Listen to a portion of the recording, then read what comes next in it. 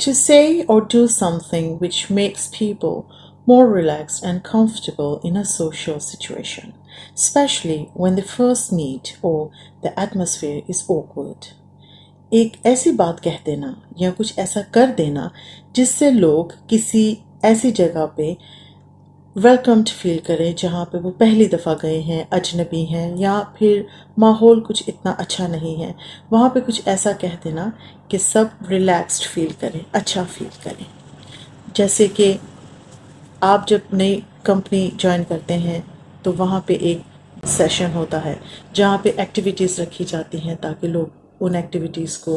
Together perform करें और फिर उन लोगों की अजनबियत दूर हो जाए और वो दोस्ताना रवैये से एक दूसरे के साथ घुल मिल सकें. बिल्कुल इसी तरीके से जब हम स्कूल या कॉलेजेस में जाते हैं और हमारा फर्स्ट डे होता है तो वहाँ पे आइस ब्रेकिंग की एक्टिविटीज़ की जाती हैं.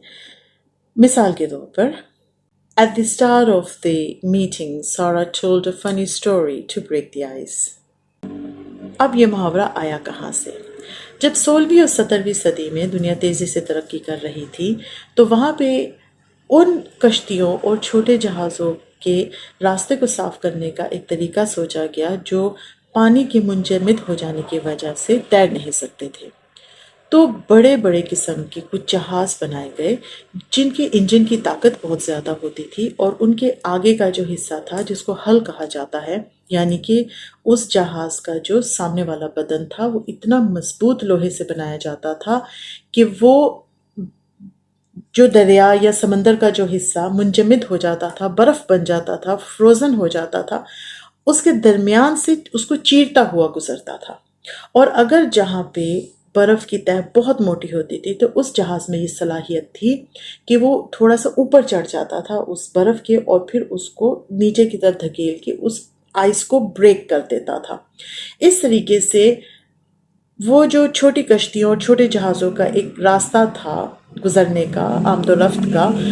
वहाँ जो बर्फ़ जम जाती थी उस बर्फ़ को तोड़ दिया जाता था ताकि वो छोटी कश्तियाँ और छोटे जहाज़ वहाँ फिर अपना सफ़र बरकरार रखें. इस प्रोसेस को ब्रेकिंग द आइस या फिर आइस ब्रेकिंग कहा जाता था.